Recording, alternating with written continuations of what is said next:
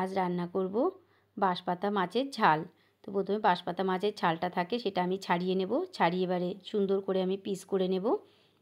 তো মাছটা কিন্তু খেতে ভীষণই টেস্টি হয়। এদিকে তেলটা গরম হয়ে গেছে, নুন হলুদ মাখানো মাছগুলি আমি এপিঠ ওপিঠ করে লাল লাল করে ভেজে তুলে নেব। তো এইভাবে আমি পুরোপুরি মাছগুলো ভেজে নেব।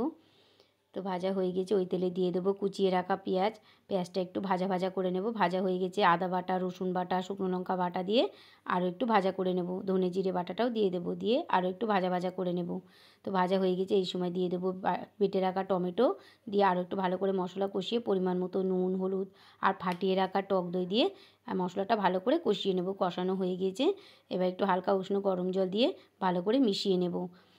নিয়ে এবারে উপর থেকে ভেজে রাখা মাছ দিয়ে পুরোপুরি আমি ভালো করে ফুটিয়ে সেদ্ধ করে নেব। নিয়ে নামিয়ে নেব। নামিয়ে